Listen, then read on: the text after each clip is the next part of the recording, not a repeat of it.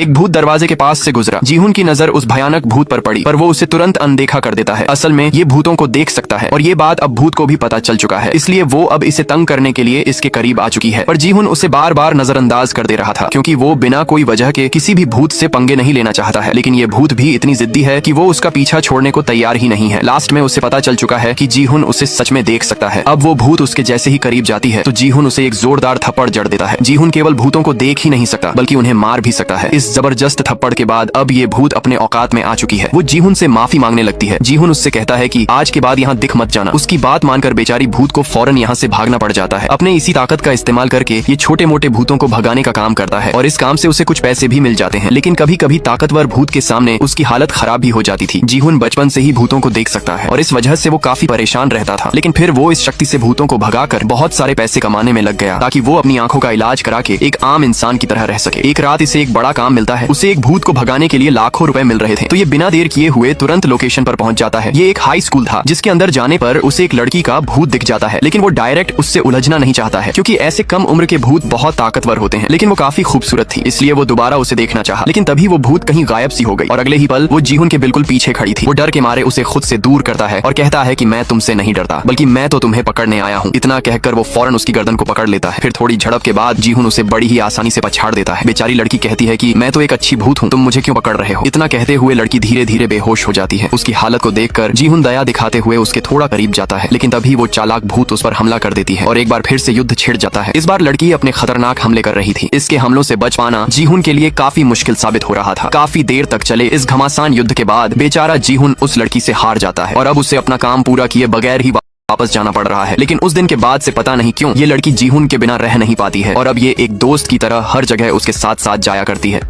सुआ जब सड़क पार कर रही थी तब एक बच्चा दौड़ते हुए आया और वो सीधा सुआ के शरीर के आर पार हो गया। इस घटना से दोनों एकदम हैरान रह जाते हैं। इतने में सड़क पर एक कार एक्सीडेंट हो जाता है। सुआ जब एक्सीडेंट वाली जगह के पास गई तो वो बिल्कुल दंग रह जाती है। मरा हुआ बच्चा वही था जो अभी अभी उसके शरीर के आर पार हो गया था। असल में सुआ की आंखें भूतों को देख सकती थी। वो देखती है कि उस लड़के के पास एक काला साया खड़ा है जो उसकी आत्मा को अपने कब्जे में ले चुका है। शायद वो मौत का फरिश्ता था। सुआ के साथ ये अजीब घटनाएं कुछ दिनों पहले से होनी शुरू हुई है। असल में सुआ बचपन से ही किसी बीमारी की वजह से देख नहीं पाती थी, लेकिन एक दिन कोई उसे अपनी आंखें दान कर देता है। ऑपरेशन के सफल होने के बाद सुआ पहली बार इस दुनिया को अपनी धुंधली नजरों से देख पा रही थी, पर धुंधली नजरों के बावजूद भी सुआ काफी ज्यादा खुश थी। वो खुद को शीशे में देखना चाहती थी, लेकिन फिलहाल कैमरा ब्लर हो रखा है। एक रात जब सुआ पानी पीने के लिए उठी तब उसने एक बुजुर्ग औरत के बिस्तर के पास एक काला साया को खड़ा देखा। वो साया उस औरत को बाहर ले जा रहा था। हैरान होकर सुआ डरते डरते उसका पीछा करने लगी है। तब कॉरिडोर में उसे वही औरत दिखाई देती है, लेकिन हाथ लगाने पर पता चला कि वहाँ पर कोई भी नहीं है। सुआ को लगा कि ये शायद उसका कोई वहम होगा, लेकिन अगली सुबह उस औरत के डेड बॉडी को हटाया जा रहा था। नर्स ने बताया कि वो बूढ़ी औरत रात में ही चल बसी थी। अब सुआ को समझ आ गया कि वो मरे हुए लोगों के आत्माओं को देख सकती है। इसी बीच उसकी बहन उसे अस्पताल से घर ले जाने आ गई। रास्ते में उसने देखा कि एक आदमी सड़क के बीच में अजीब तरह से खड़ा है। घर पहुंचने पर उसने न्यूज में उसी आदमी को देखा जो पुल पर खड़ा था। एक कार एक्सीडेंट में उस ड्राइवर की मौके पर ही मौत हो गई थी। यहाँ पर सुआ को पक्का यकीन हो जाता है कि उसे सच में आत्माएं दिखाई देने लगी हैं। तभी दरवाजे पर किसी की दस्तक हुई। सुआ आगे बढ़कर दरवाजा खोलती है तो सामने एक छोटा लड़का खड़ा था जो उससे पूछता है कि क्या आपने मेरी मार्कशीट देखी है। जब सुआ अपनी दादी से ये पूछने के लिए मुड़ी कि क्या ये किसी पड़ोसी का बच्चा है, तो इतने में वो लड़का वहाँ से गायब हो चुका था। सुआ हैरान होकर इधर उधर देखती है। फिर वो गलियारे में अनजान भाव में थोड़ा आगे की ओर बढ़ना शुरू करती है। सामने में ही उसे फिर से वही छोटा लड़का दिखाई देता है जो अजीब हालत में बैठकर मोमबत्तियां चबाए जा रहा था। तभी अचानक पड़ोसी का दरवाजा खुला और वो लड़का फौरन से गायब हो गया। इसके बाद अगले दिन जब सुआ घर से बाहर निकली तो वो लड़का फिर से इसके सामने आ चुका है। सुआ इससे बात करने में लगी थी। इसी समय सुआ की दादी उसकी आवाज सुनकर दरवाजे के बाहर देखती है और तब उसके सामने जो मंजर आया उसने दादी जी को अंदर से हिलाकर रख दिया है।